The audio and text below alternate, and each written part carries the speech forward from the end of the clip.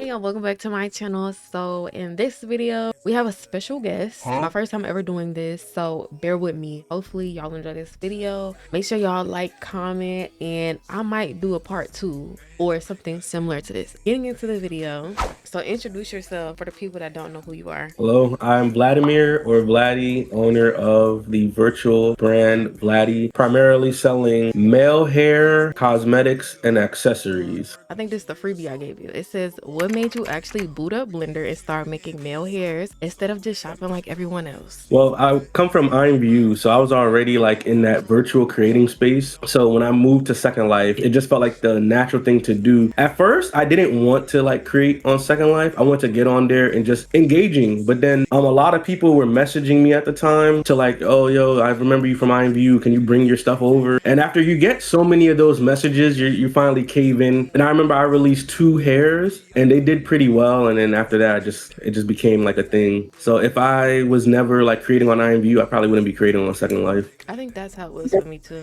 I think I've seen your stuff on VU before, like your That's waves and stuff. That's where I started off. So like, even though I be bashing IMVU these days, I won't forget where I started off. They still gonna get it from me though. Question 2, between 360 waves, locks, braids, or tapers, which style gives you the absolute worst headache to make, and what's the easiest? The worst? You want me to say the worst or the best first? Say the worst. The worst one is braids. And the craziest thing is I love making them, but the hair bases take me days to finish, and meshing it takes me even longer. Now, actually, the hair base takes me longer, but meshing it ain't fun either. And the easiest is the 360 waves. I think it's because I've been doing them for so long, so I could get those down in like 40 minutes. Like that's probably like the longest it'll take me if I'm not like really being meticulous. So braids, so if I had to rank them all in difficulty, it'd go braids is the hardest because the hair bases take the longest. Like you have to draw each stitch. Texturing the braids is the hardest. I'm gonna say this, you clip it. I have the best braid textures.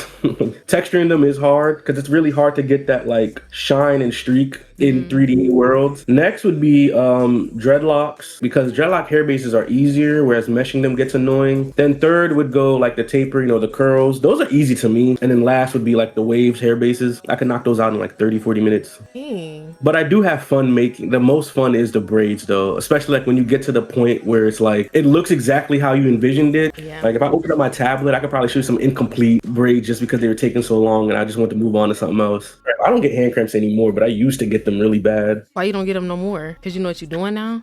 I think I have better like tools and stuff for like ergonomics and all that. Or maybe it's because I did it so much that my arm is like stronger than it used to be. Like in 2022 when I first started drawing on my tablet, that was when I really started making hair bases off my tablet. Ah man, my hand used to cramp, be stuck like this. Nah, that doesn't really happen no more. That's good. We don't need no cramps when you making them hairs. Okay, so next question. What's the most annoying thing about running a male hair brand in the SL urban community? Ooh, that's a good one. The most annoying thing, I have to answer that in a couple parts. The most annoying things, I should say. Or do I have to just say one thing? No, you can say what you want. All right, the most annoying things is people copying you. If you're talking about like the creator part, that can get really annoying because it can cheapen your brand passively. Let me see, dealing with, aggressively belligerent customers at time, which fortunately, I haven't really dealt with that often. I've seen colleagues and friends of mine deal with that. That's number 2. Number 3, which the most annoying thing is just keeping your items fresh. Like you never want to release something and it feels generic and dated. And that's a struggle I think that every creator besides hair creators deal with. I'd make that number 1 actually. Just keeping your items relevant and fresh. So you're not just releasing some generic thing that's going to be forgotten tomorrow. Especially when you're pumping in hours. Like it could take you about 2 weeks to finish one hair, and you don't want that 2 weeks to go like wasted. Dang, 2 weeks? Oh, yeah. 2 weeks if you're like really making sure it's polished. Yeah, about 2 weeks. This is not part of the question, but like, what's the longest it took you to make a hair?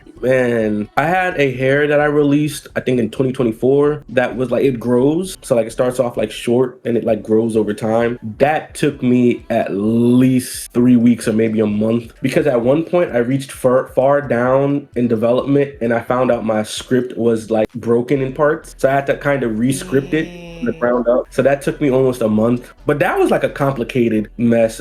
Regular hairs that aren't like all decked out like that, the longest it's taken me was about like 2 weeks, yeah.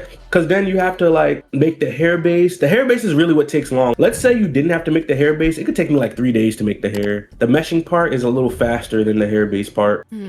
A month, because you have to test the scripts, you have to test all of that, and you have to make sure it's not glitchy. You know, a lot of people nowadays like to release some glitchy shit, and then they try to redeliver it once they fix it. Yeah.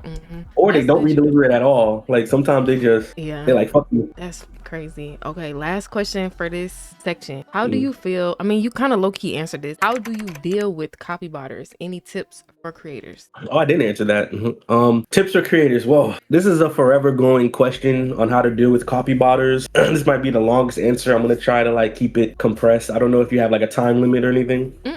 Oh, okay. So I'll drop the jewels. Dealing with copy botters was a fight that I had to deal with forever. And I'm trying to remember, like the first time I really fought against copy botters, I had to learn that if it can be seen, it can be stolen. That's the rule of thumb. If you could see it, you can steal it. Whether you copy it, you plagiarize it, or they, use software to take it, if you can see it, you can steal it. I had to accept that reality. Then the next one was I had to treat copy botting as, what's that term that retails use? It's like profit loss or something like that. Yeah. But you have to basically treat it as like kind of like a part of the business. It's like a loss. So to combat that, you have to do a couple things. You have to make your brand strong, build a strong customer base, a loyal customer base. You have to treat your customers really well so that like when they see copy botters, they'll snitch. Like, you know what I'm saying? Like they'll tell you. You have to keep your items fresh, because copy botting will get annoying to the copy botter when they constantly have to come back and get it.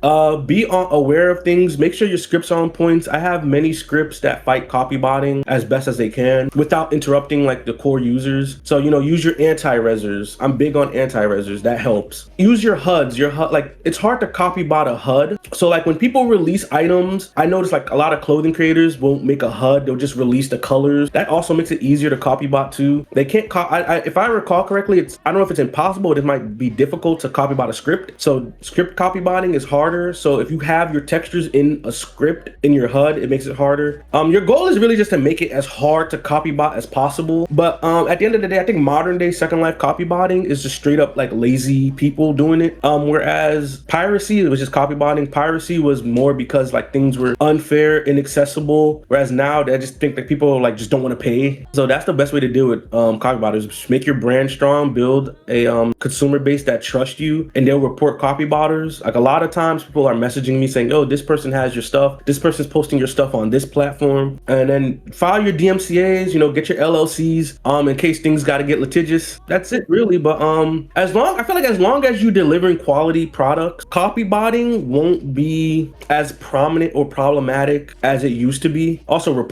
file your reports, do your DMCA takedowns. So that's the only thing I can tell new creators. But like there's no magic button you could press that's gonna turn it off completely. Like I'm not gonna sit there and lie and be like, oh yeah, man, Second Life is developing a tool. No, they're not, as far as I know. So it's up to you to like make it hard to copy bot. One gem I'm gonna drop is with clothing creators. They do this thing at events in their store where instead of just making a prim for their outfit, they'll just flatten it and then put the item there. That's like a copy botter's dream. All they do is just right click that shit and it's theirs. So just make it as hard as possible to copy bot, and then you won't have to worry as much about it. You want to slow it down until we get to a point where we can just eliminate it completely. I know people still are copy botting, but like with you and maybe like people you'll be around, whatever, do you think it's down kinda, or it's about the same? I think it's slowed down. Also another thing, use your vendors. Using vendors instead of just putting things out the old school way of selling it helps. But I think it's slowed down. It used to be very aggressive circa 2020 to like 2023. Like that was the era. I feel like that couple year span was when I feel like I was battling and fighting against copy botters the most. But other than that, I try not to like stress too much about it, because again, like once you make it hard hard for them to copy bot your stuff, you're kind of like protecting yourself. Like all my hairs are fat pack only and the colors are locked in the HUD. My demos are timed. You can't res them out. Just a lot of annoyances for copy botters. They probably get frustrated trying to copy bot my stuff because of those safety features. You know, once you deal with that, you're good. But I would tell new creators, don't stress about copy botters yet, because at the end of the day, copy botters are people that wouldn't buy your stuff anyway. Like the modern day copy botter don't have the money to buy your items anyway. So it's like, it's not like you lost money or a customer. They wouldn't buy it anyway. But they got money to get the stuff to copy buy it. I think it's free if I remember. Like, that's even worse. Actually, no, it might not be free, but either way, like I don't understand copy bot culture at all. I don't hang around copy botters, so. Fifth question. If you could team up with any creator or any events in SL for a massive exclusive drop, who would it be? If I could team up with any creator, Homage is the first one that comes to mind. As for events, I don't care about events. That's crazy. You didn't probably been in all of them already, right? Not all of them, but like I'm having a fight with event culture. I think events are out of control right now, so I've been doing them less. If anyone's ever noticed, I'm like in less events than I've ever been in. So yeah, I don't care.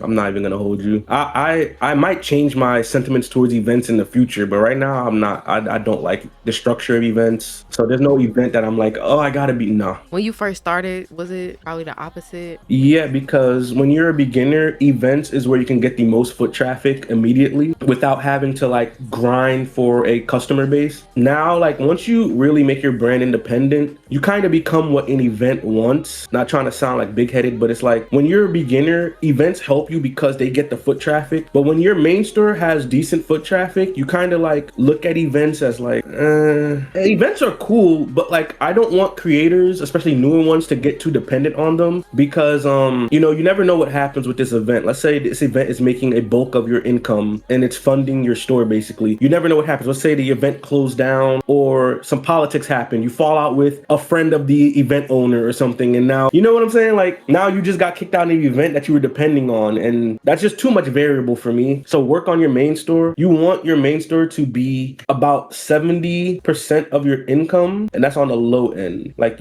my main store, when I'm doing events, is about 80% of my income. That's the advice I would give to like other creators and new or, you know, veteran. You don't want to be relying too much on events. You should be using events as like a tour. Like, you know how artists like rappers and, you know, R&B singers go on tour. Events are like your tour stops. You know, they should be promoting your store as a whole, not funding your career. I like that analogy. Yeah, you know, that's kind of how I treat them nowadays. Once I didn't got into all the little urban events when I was making tattoos and stuff, I was like, I don't really care for these like that. I stopped being in them and I stopped creating after that, but it had got to a point where I was like, I'm tired of doing events back to back to back. Yeah, it causes burnout too. Like when you're in like 5 events in a month, that's like 5 items. There's only 4 weeks in a month. So when you're in 5 of them, you're dropping over an item a week at that point. That's a crazy workflow to have. That's a workflow I don't want to have because that's going to lead to burnout. You're going to be tired. You're going to release some mid because you don't have the brain power. A lot of times event items will be the most glitchiest. The HUDs don't work. The vendor ain't set up right because they done burned themselves out by the time it was time to test out their release. See, why I couldn't hear stuff like this when I was creating back then? Okay, next question. What's the one piece of real advice you'd give to somebody trying to start a male mesh brand right now, or like male hair brand? Hair specifically, or any male brand? You could say hair. Watch barber videos, know your worth. Price, I know that's a big topic on Second Life, is pricing, but make sure you're giving the customer their money's worth. Like, don't just, you know, here, damn, bro, there you go, get out of here. Like, don't do that. When you're delivering a product, have some pride in it. You know, practice your hair bases. Study real pictures, study the professionals, which is not just other content creators like myself and others. Like, study like video game developers. They're in the game of efficiency, and I think Second Life creators don't believe in efficiency like they should. You don't need to be dropping these like 60,000 vertice hairs. Pretty much the advice, but like I think pricing is the thing too. Like, make sure you're giving people their money's worth. All right, don't give them one color for like 5,000 lindens, something outrageous like that, and have pride in your work. Have you ever, this not on here, but have you ever undercharged for your work when you first started or something? Short answer to that is yes. Undercharging is subjective. There was a time where I think I was there was a time where I do think I was kind of like undercharging because I came from IMVU and things are relative relatively cheaper on IMVU. And it's also about like building an ecosystem for yourself. So you want to make sure there's like an unwritten agreement between you and your customers where it's like, I'll give you a good product that works and worth your money and you pay for it. That's the agreement. And I don't like lately, I've been seeing some creators not upholding that agreement. I'm not going to get into that too much. But the real question is, are we making the platform more or less accessible with these pricing issues? Like, I feel like I want to price my hairs to where it's accessible to the vast majority of people who come to my store, where it's not like, you know, it's not cheap to where people think it's not good, but it's not expensive to where people think they're being mistreated. Okay, so I don't buy male hair, obviously, but what price do you typically, I'm pretty sure your prices are different. Like you said, the braids be the hardest, so obviously that's gonna be more expensive. I have a set price for my hairs based on mesh, base, beard, accessory, and all that. Yes, I do. Yeah, so there's times where like, even though I put in more work than this hair, it'll be the same price to keep, you know, in line and, you know, to keep the trust of my consumers and supporters. Now, that'd be ridiculous. I spent 100 hours making this hair. Y'all about to pay this much? No, I can't do that to them. I was only saying that because you said the braids. They do. 3 weeks? Like, that's crazy. About so. And that's with my normal workflow. Like, I don't draw a hair base from sun up to sundown. Like, now I'll take a couple of hours each day and, you know, draw onto it. And then when I finally reach the end, I'm like, oh, it's finally done. And now I look at my watch and I'm like, oh shit, I started this like 2 weeks ago, 3 weeks ago. 3 weeks? But no, I ain't gonna lie, when I edit sometimes, if I'm super lazy or if it's a super long video, I'll be taking weeks to edit too. If I'm doing it like if I did a hair from start to finish, like no breaks, it might just take me a little less than a week. If I like only did that one hair from start to finish, whenever I open up my computer, it has to be that hair. It'd probably take me like 4 days, 5 if I'm counting like the recoloring and scripting parts. Not bad. How many finished hairs are sitting in your files that you never dropped? Off the top of my head, I can actually answer that. Let me see. There's 1, 2, 3. Like, I'm talking about these hairs are packed up and like ready to ship. About 4 that's like straight up ready to like be sent off. What, for your main store or events? But I told you about events earlier. Oh, I forgot. Stop playing. No, I actually do that. Like, I will keep like a hair or two in the bag just in case. You never know. Like, let's say like a close friend or a SL family member hits you up and like, oh, I need, you know, I would like you to be part of this event, and it might be a last minute invitation. I have an exclusive ready for them right there. You always want to have that ready. The habit came from a certain situation I was in where I was competing with somebody else, and I would always just drop right after them just to steer traffic away.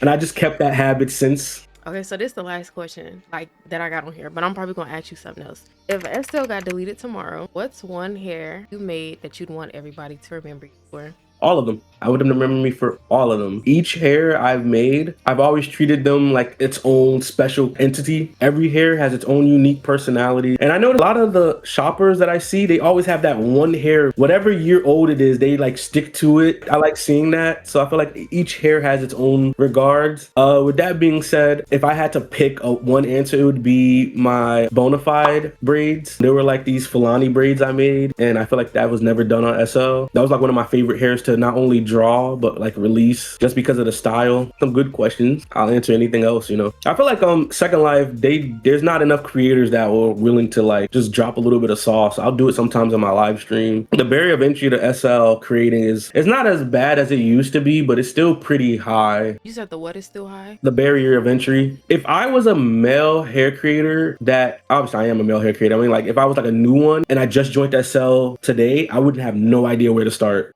I'd have zero idea where to start. I don't know, I just feel like making hairs, like you really have to be dedicated and passionate. I feel bad because sometimes I'll see like a male hair store start up, and then like within the next month or so, they either close their store or they just don't release anymore. And I'm like, oh, what happened? Probably closed Blender, force quit Blender. Yeah. I understand that. You kind of need like more options because it keeps the space not only competitive, but it forces us to be creative. That's why I'm always challenging myself, because I don't want to get boring and repetitive. It's kind of hard not to when like other hair stores aren't emerging or staying consistent. But I would never let myself get complacent. Neither my friends. My friends, your inner circle is really influential. Like my homeboys won't ever let me drop no bullshit. Like if I drop some garbage, they'll be like, yo, Vlad, that shit sucked, man. Go back to drop. I'm like, all right, y'all got it. That's So, good. those are ways I try to keep my items fresh and new and entertaining. So I think a lot of people need that friend group that'll hold them accountable for their store, especially when you're not like looking at your colleagues and competitors. I try not to look at them. I don't want no one to think I'm copying them or anything.